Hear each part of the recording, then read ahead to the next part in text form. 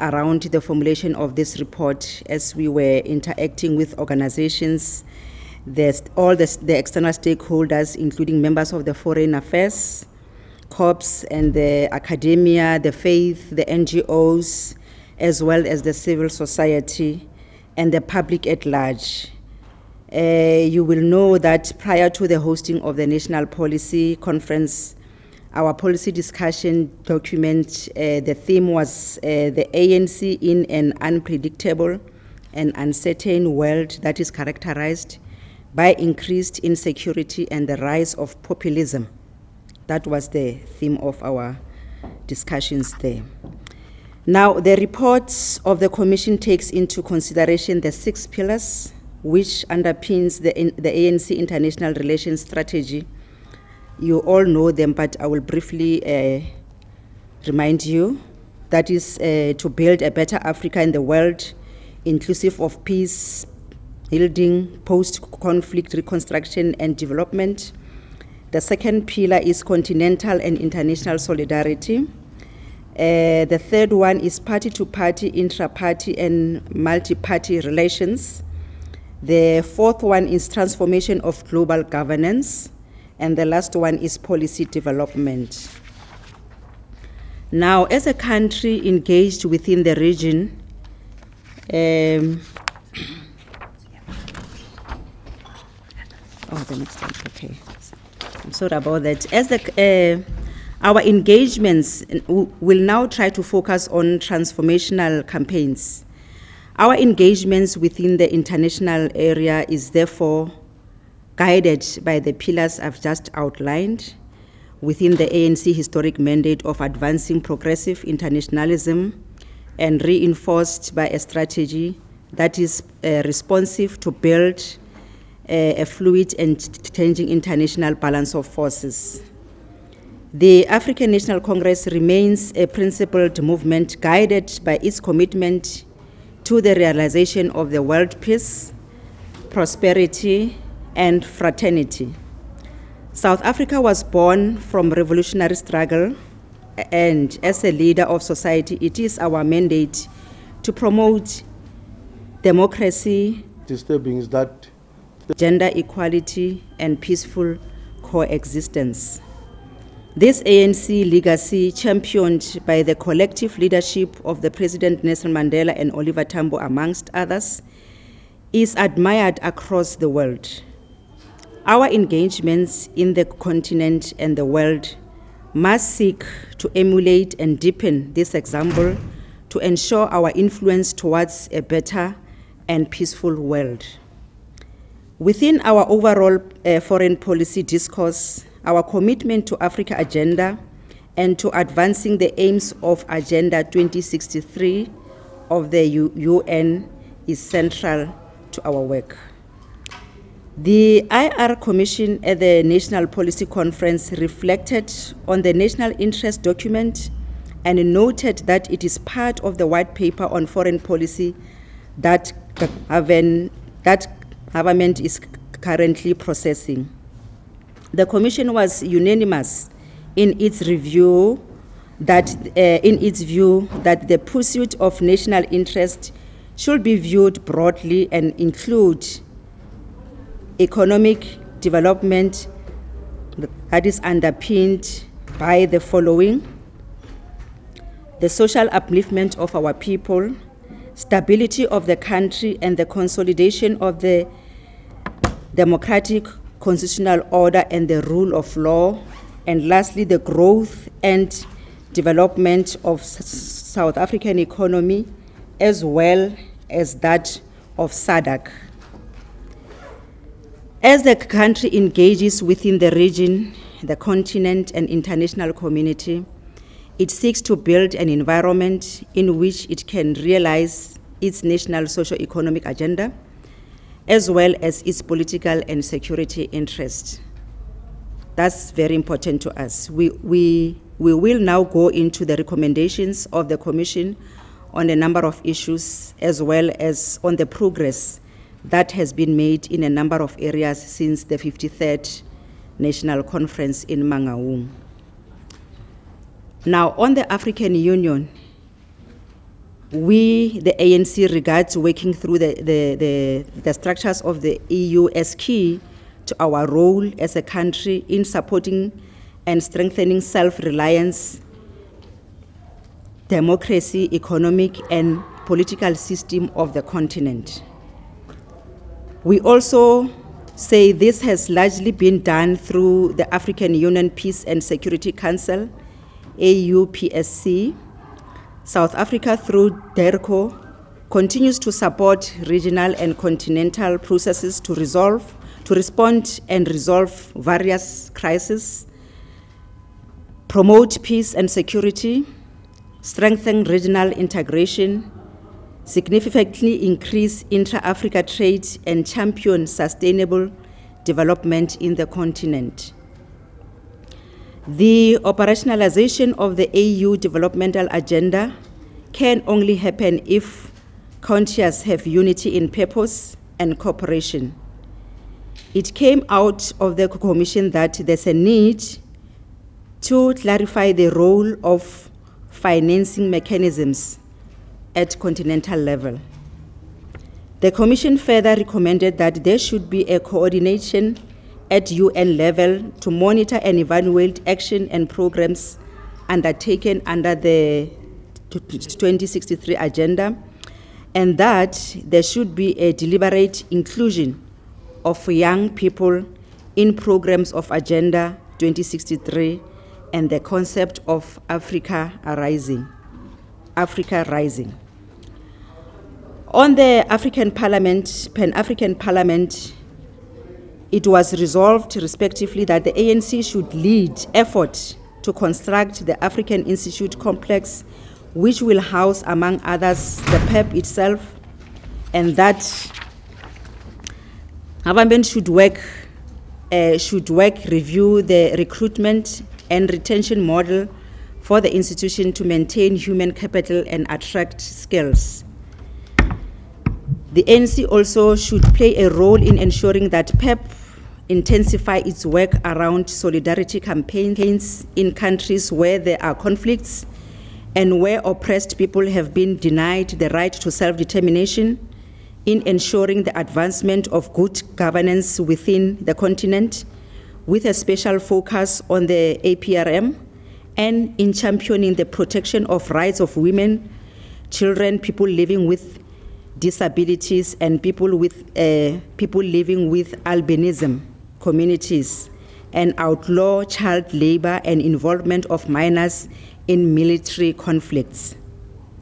The Commission further affirmed the need for South Africa to assist the PEP to establish or support regional parliaments in line with the regional bodies of the AU. Now, on party-to-party and multi-party relations, the Commission reaffirmed the importance of our relations with former liberation movements, regardless of whether they are in power or not. The Commission recommended that the ANC continue to assess its party-to-party relations with its traditional friends and nurture political relations with other parties who share the same values with the African National Congress.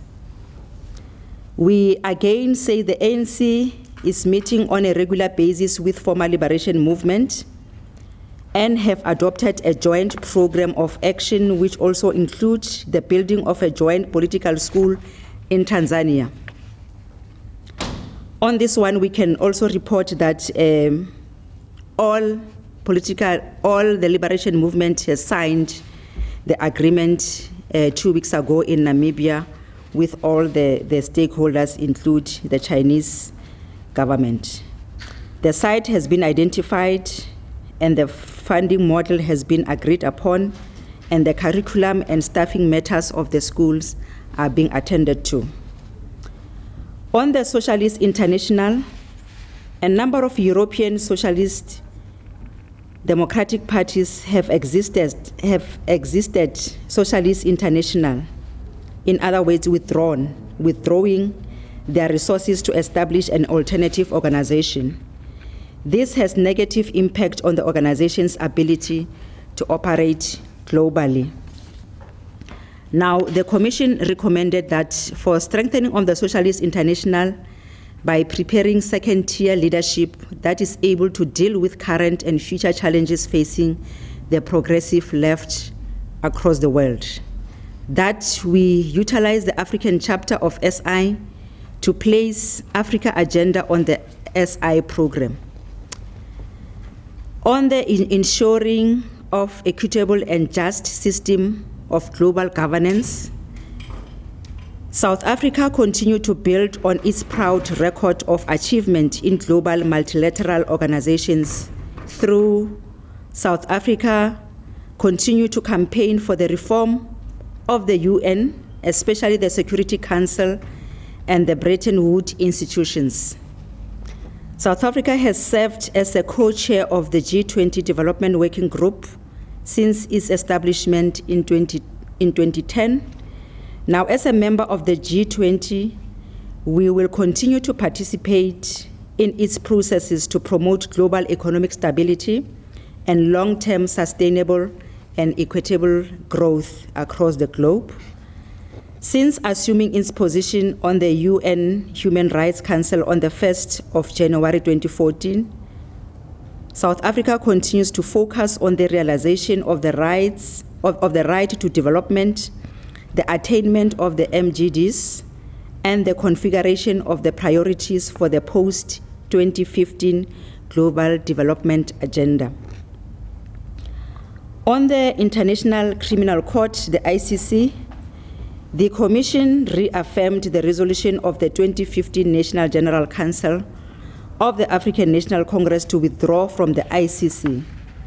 Furthermore, South Africa must ratify the Malabo Protocol on amendments to Protocol on the state of the African Court of Justice and Human Rights, and encourage the speedy operationalization of the African Court Human Rights and People's Rights. We also want to touch on xenophobia. The Commission recommended that both government and the ANC should develop a coherent message on the issues of xenophobia and how we can manage the issue. Such a message should assist South African society to distinguish between xenophobic attitudes or behaviors and criminality that seeks to conceal itself by taking advantage of such attitudes. At the same time, the Commission noted that the government should recognize and appropriately respond to the economic conditions of all South Africans, particularly the black majority in the townships and rural areas, which sometimes give rise to conflicts between nationals and foreign nationals. Post-conflict reconstruction and development, South Africa continues to provide all the necessary support to countries in conflicts through an ongoing PCRD training program. We also has been established as a government component, the SADPA, and gazetted by the President in 2013. It will be operationalized once the Partnership Fund for Development Bill is passed by Parliament and assented to by the President in order to repeal the current act. On Zimbabwe, we support the peaceful transition of power, and we congratulate the people of Zimbabwe for having exercised restraint in the midst of an extremely turbulent and fluid political situation. Around the economic diplomacy, the discussion documents underscores the need for a holistic economic diplomacy strategy that is coordinated by the Department of DERCO. And again, economic diplomacy is an important component of our foreign policy, as we are all aware. The establishment of a new economic diplomacy unit within DERCO will enable us to take advantage of economic boom on the continent and improve trade relations with both traditional and newly identified markets. We are guided by the National Development Plan injunction to increase foreign direct investment, FDI, and attract more tourists in order to build a resilient economy. South Africa's economist interests are informed by analysis undertaken by South Africa's key trade and investment partners, South Africa's broad strategy objective, and key global developments.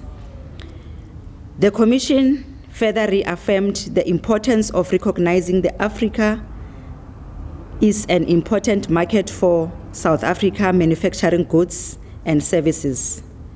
Exports interests in the continent include sectors such as agriculture, the manufacturing of goods, machinery and transport equipment, textile and fabric, non-metallic minerals, manufacturers, iron, steel, non-ferrous metals, manufacturers of metals. Africa is also important for trade in services like in the finance, communications and broadcasting, retail, business, services, constructions, and tourism. On BRICS, the Commission recommended that the government promote inward investment in key IPEP prioritized sectors and share the best practice and use the WTO flexibility to promote industrial development, target value-added exports in each of the BRICS countries, including services and tourism, pursue cooperation arrangements on trade issues in the BRICS Forum, and identify projects for BRICS Bank/NDB in cooperation to advance the African interest. Noting that our country will be hosting the 10th BRICS Summit in 2018, which is a strategic opportunity for the country. On multilateralisms, with regard to our membership of multilateral groupings and agreements such as WTO, the G20, your OECD, your BRICS, and UNFCCC, the Commission was of the view that South Africa must preserve its policy space to advance our industrial development. This necessitates preserving key policy tools for industrialization, such as government procurement, local content requirements, intellectual property rights, and so on. On Brexit, the United Kingdom is South Africa's biggest trading partner and the second biggest trading partner in the EU. Our country's objective is to ensure that there will be no interruption in trade between our country and the UK once the UK exits the EU. Ongoing discussions have been held between SA and UK on the need to provide certainty to traders and investors on the trade arrangements between SA and UK post-Brexit. On issues of solidarity, the ANC remains committed to supporting and pledging solidarity with all the people in the world that are struggling for self-determination in statehood. We shall utilize the 40th anniversary of the occupation of the Palestinian territories in 2017 to renew our commitment in support of the two-state solution. Similarly, to remain committed to the cause of Western Sahara and is of the conviction of Morocco's readmission to the AU must serve as a catalyst and not as a stumbling block to the Western Sahara situation. I thank you.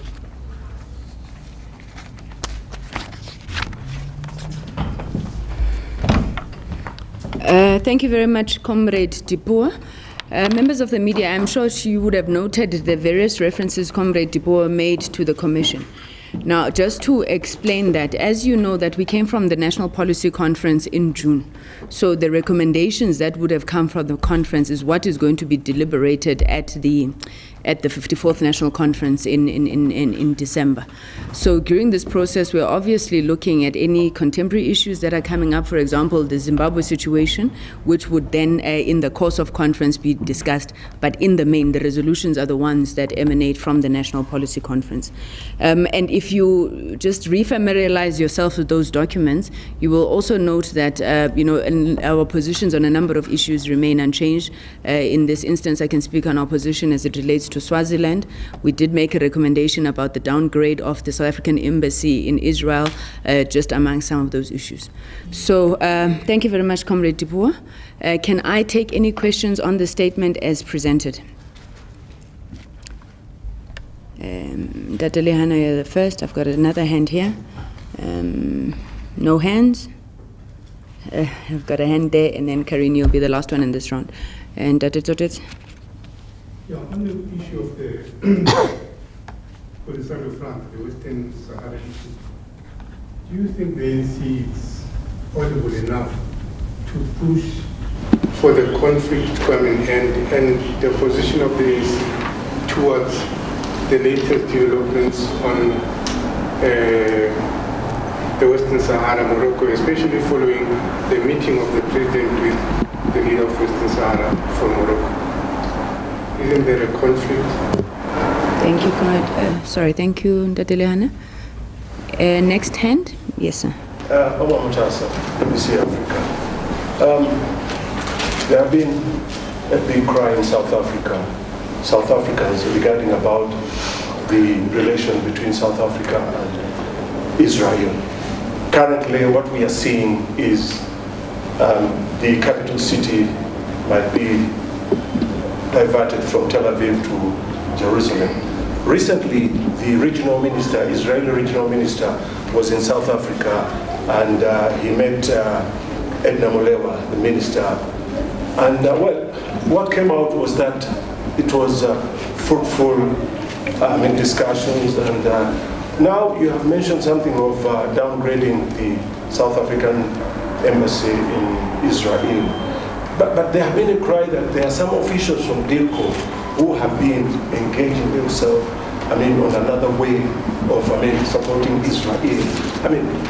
What exactly is going on? We don't know what the discussion were, because they were fruitful, but then what we are seeing now, the stand of South Africa has been on Israel that, as Mandela said, that South Africa will never be free until Palestine be free. So these kind of talks, we don't know what is happening behind the scene. And this is what we are seeing now, the fruitful of changing the capital city from Tel Aviv to Jerusalem. The second question is about revolutionary movement parties in Southern Africa. We understand the 54 ANC Congress is going to take place here. So far, are you inviting all of them to be in this conference, or the liberation movements? The liberation movements. Thank you. Number 3, yes, sir. Yeah, my question is actually very similar to one I asked earlier, but just to make sure that what I'm interested in is understood. Just to ask whether the ANC has any, or any part of the ANC has any objection to President Zuma having met the king, whether that was consistent with ANC policy. If not, King of Morocco. Okay, thank you. Yes, ma'am. Can you just see quick question, 2 questions. The one is also related to Western Sahara. In the policy discussion document for the policy conference, it mentions that the ANC should look at various ways to isolate Morocco. This policy was drawn up after Morocco entered the AU, or was re-admitted to the AU. So I just want to know if things have changed, if the ANC branches, or if some of the emphasis will change.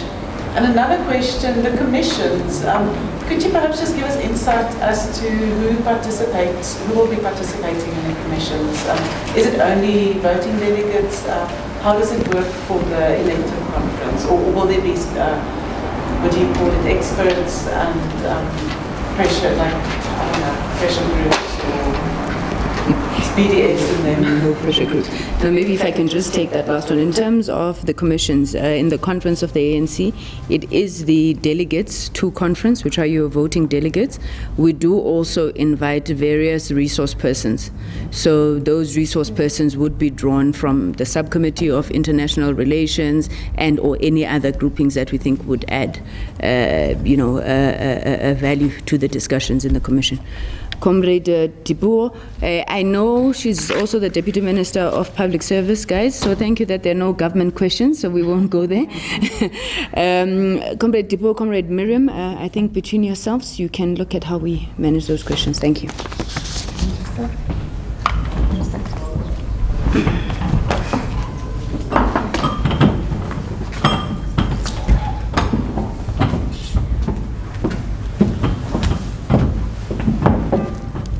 Good afternoon. My name is Miriam Sauhatse, previously Sekhabutla, NEC member and member of the subcommittee. I will start with the question raised by Ntate Lehana on, was it the issue of Western Sahara? Ntate Lehana. Polisario Front, and as to whether the various statements that have been made, is there a conflict within the ANC in relation to our position? The position of the ANC still stands. We have indicated and are still continuing to reiterate the fact that we support the struggle of the people of Western Sahara for self-determination. And I think we made it very clear that we'll continue, even in the policy discussion document, and even the outcome of the policy conference. We've indicated that we'll continue to engage Morocco at various forums, but specifically within the AU and UN processes. We have indicated that we will continue through DERCO to engage Morocco to respect the UN resolution in relation to the issue of Western Sahara. That is the position. We'll be going to the National Conference, as you know. There are policy proposals. We will await to hear what our members are saying in relation to if there's going to be any policy shift around the issue of Morocco and the diplomatic relations with South Africa. Remember, government has party-to-party, has bilateral relations with Morocco, but as the African National Congress, as I've stated, there's no policy shift in terms of the support for the people of Western Sahara. So I'll leave it at that.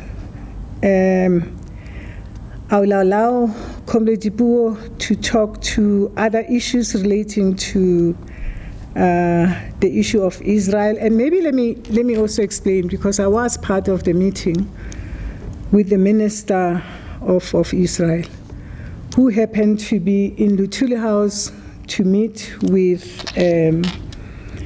other leader of the organization, and requested to meet with the subcommittee. And in the meeting that we held, and I know the chairperson issued out a statement, we made it clear that our position in relation to the Palestinian people stands. We support the self-determination of the people of Palestine and the two-state solutions.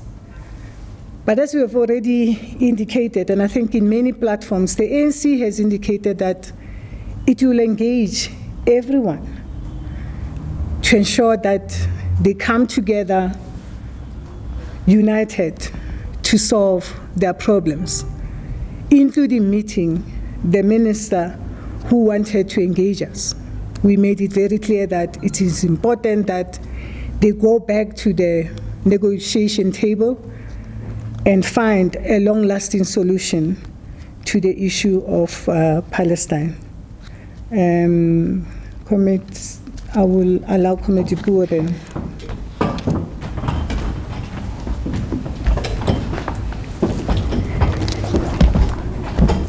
Yes, on the Israeli, somebody asked about the downgrading or upgrading. Yes, it's you.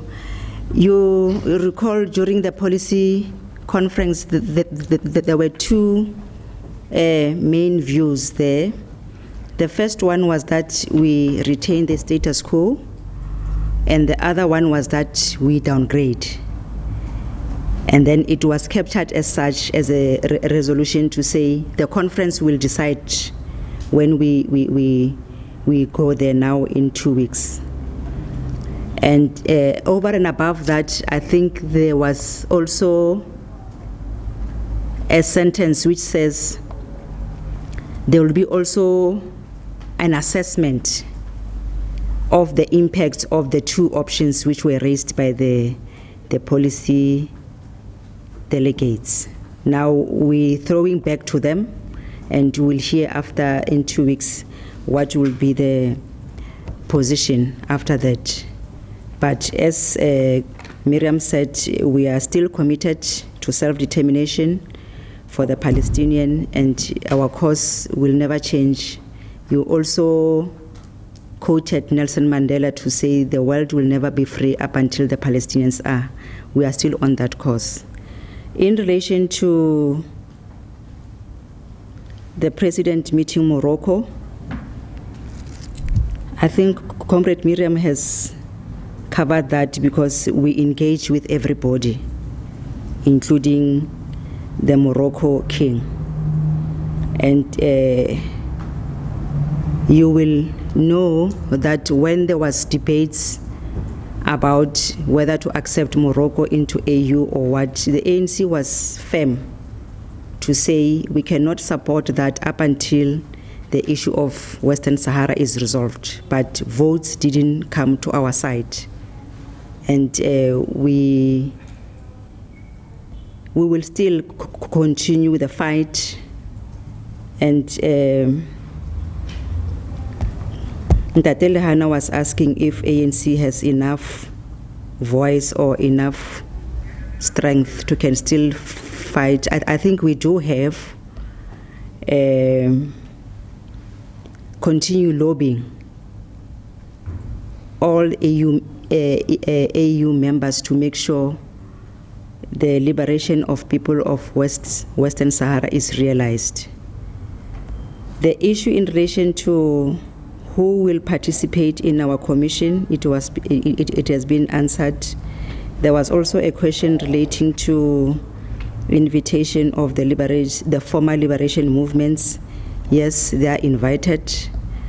We invite them all the time, whether they're in power or not, because these are our traditional friends. And the issue of the school, which is going to be built in Tanzania by us as liberation movements, confirms the relationship we have with them. There was this, I think these are all questions raised. Thank you very much. I see a follow-up. I want new hands first. I have noted you, sir. I have noted you, sir. Sir, please may I ask that when you ask a question, you introduce yourself first. Let me start again, because I see a lot of hands. So, sir, you are number one. Followed, I'll come back to the ones who have asked before, followed by you in front, sir. The lady at the back. I'll take those two hands there. And then Tate Lehana in that order with you, sir, Peter, and I think that's everybody. I hope you remember the order in which I called you. So you may begin. Thank you, one of the other colleagues brought up the question of what might happen regarding the status of Jerusalem. Is that something that you might consider additional discussions, the impact that might have on the two-state solution? And recently there were protests, that's the second question, recently there were protests in Ramallah against certain stances of Turco. just on that particular point, why does there seem to be, according to activists at least, a disconnect between official ANC policy and certain stances of work? Thank you. Number two.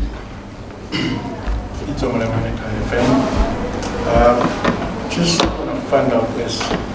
How is the ANC going to keep the political education within the movement itself, especially in Tanzania, knowing that both countries and other African countries might have different political challenges?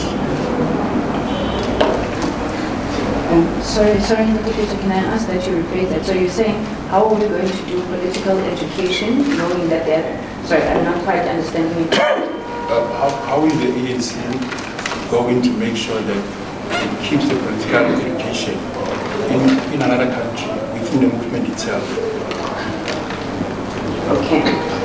Okay, so I can paraphrase it to say, how do we ensure the integrity of our political education, whereas the school is in another country? Yes, ma'am, you're number 3. SABC. On the ratifying of the Malabo Protocol,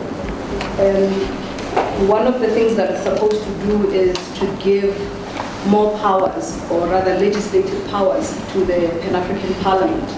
And when the Pan-African Parliament met, I think it was last month, South Africa is one of, only 4 countries really have ratified the protocol. Why is it still not, what are the reasons why South Africa hasn't yet? It's not ratified. I had a question, I think, okay, Dadalihana, you did have your hand up, so we'll come back this way. Dadalihana, you can proceed. Okay, I think my question was covered, but it was in relation to, should the U.S. administration decide to move Jerusalem as a capital, and which effectively could mean it will collapse the talks between the Palestine and Israel of coming with a solution, which we know that South Africa wants the solution of a two-state solution.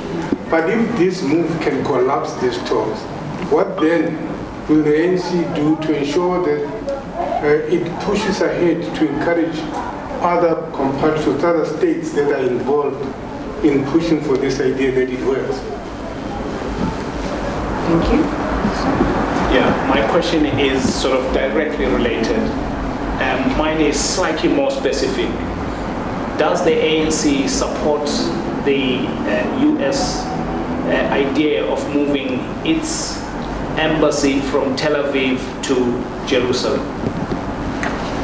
Number 2, did the ANC support the transition of power in Zimbabwe to effectively install President Emerson Mnangagwa and kick out President Robert Mugabe? Did the ANC support that transition?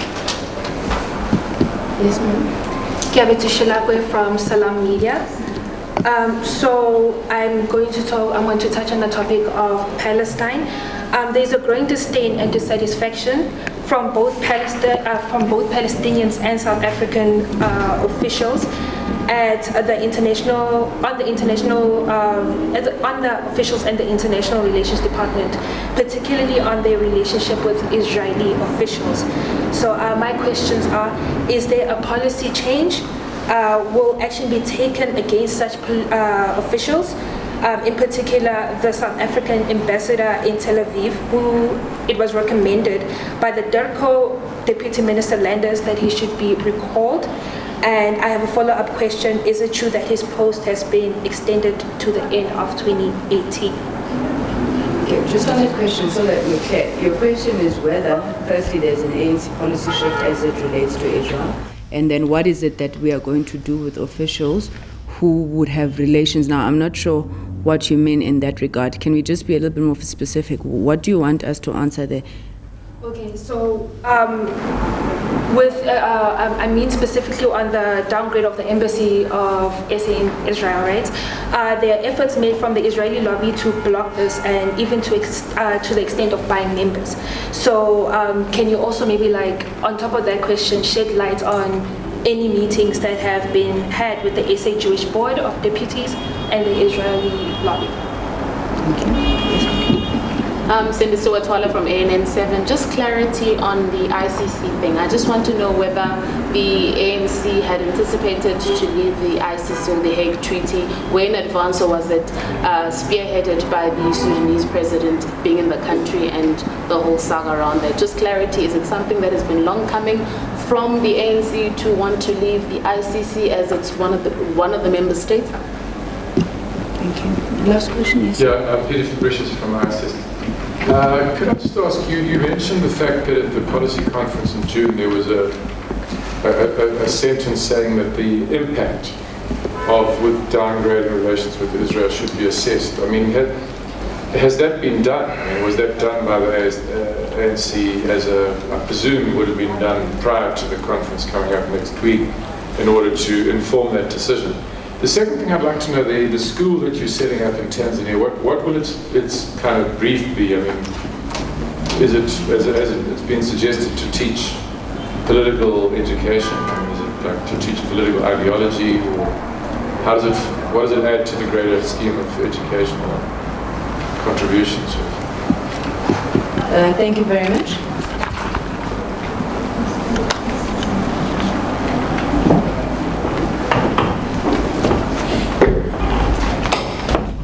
We're still consulting which ones is she going to take so that I can take the easier ones. Let me start with the last question in relation to the assessment of the impact of the downgrade of the embassy and also the political school in Tanzania. The assessment hasn't been done because you'll remember these were the recommendations from the policy conference, which must be ratified by the conference itself. And if we come to a conclusion to say yes, we want to retain the status quo, there will be no need for the assessment. And if we don't, then we'll have to do the assessment and check the impact thereof. In relation to the political school in Tanzania, you remember we talk about the shared values amongst the liberation movements, because we strongly feel we need not to lose those values which made us what we are. The selflessness when you are a member, the humility when you are in leadership positions, the hard work and commitment towards your work. All those we think, if we don't have an institution which will train or be integrated in the whole system, we won't be able to retain our identity as the former liberation movement. That's the whole idea of having the school itself, to retain those values and also to include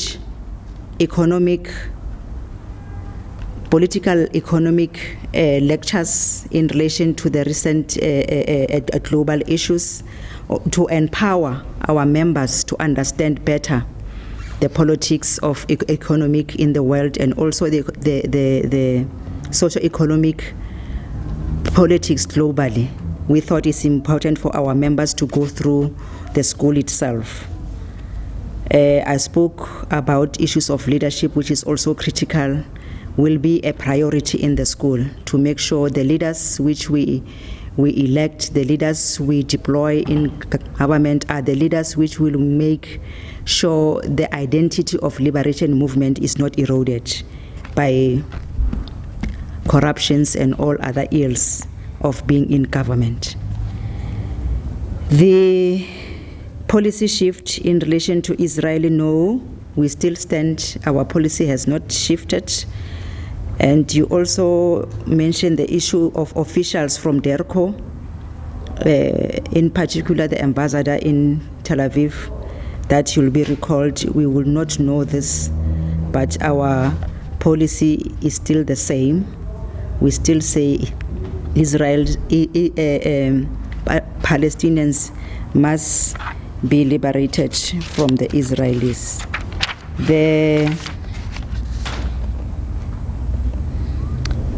The DERCO officials, I already answered, but we'll have to maybe receive a report from our deployees in DERCO to get a sense of what has been happening, so as to enable us to take a firm stand on this one.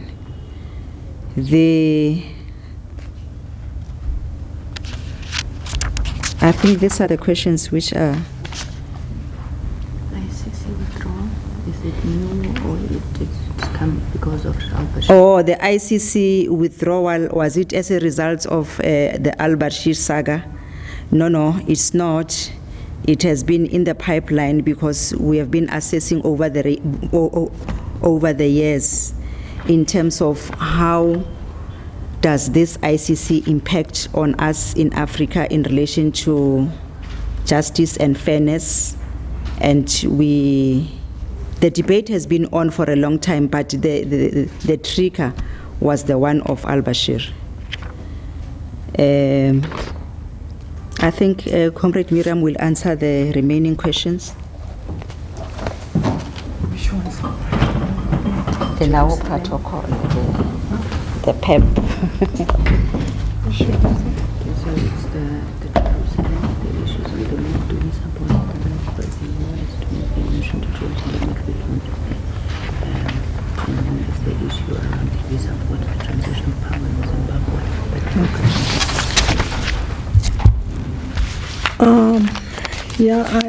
I'll answer just two questions that are remaining. One is in relation to Zimbabwe. Do we support the transition? I think in our statement, we did indicate that we support the peaceful transition of power. However, as we indicated in other forums, we'll continue to monitor the situation. Zimbabwe is one of the former liberation movement. I think, if I'm not mistaken, Lebu, in a week's time, the former liberation movement will be meeting to be briefed on the situation in Zimbabwe, and we'll have a better picture of what is happening in the country. And in due course, we'll be able to brief the media in terms of the ANC's position going forward in relation to the developments in the country. The other question I think that was asked was in relation to the U.S. Intention to move its embassy. I think we have indicated that we'll continue to engage at various forums on the need to fast-track the Palestine issue and continue to engage through our government, but also ourselves, on Israel's non-committal stance to go to the negotiation with Palestine to resolve the issue. I think we've been a lone voice, if I may put it, but a very critical voice across the globe on the issue of Palestine. We'll continue to put pressure on both Israel and anyone who supports Israel not to finalize the issue with Palestine. Thank you.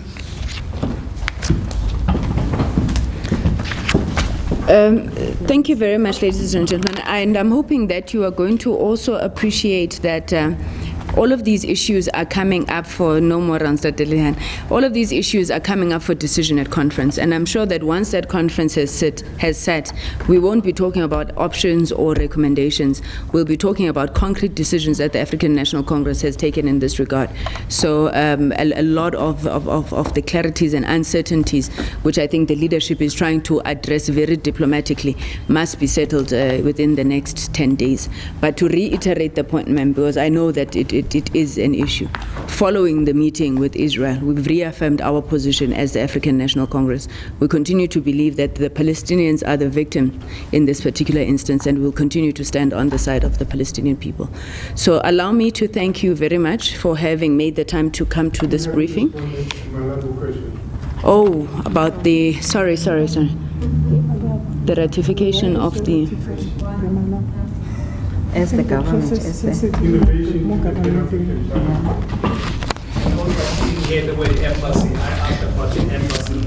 I'm not going to open up for questions now. The embassy move and the impact thereof on the... From Tel Aviv to Jerusalem.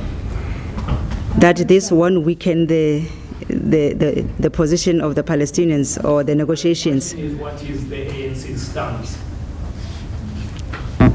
Well, it's a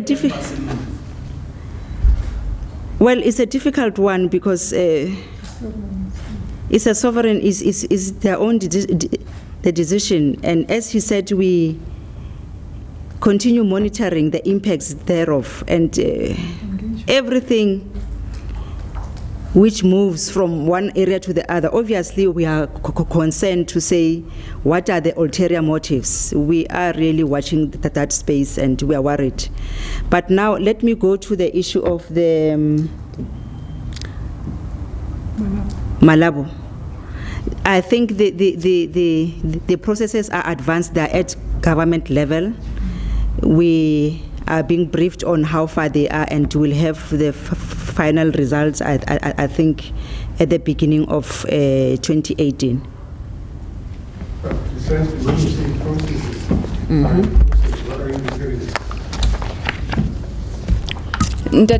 Sorry, I'm going to really request that we don't start a dialogue. What Comrade Dipuo is saying is that insofar as the Malabo Protocol is concerned, the ratification of that is being handled by government.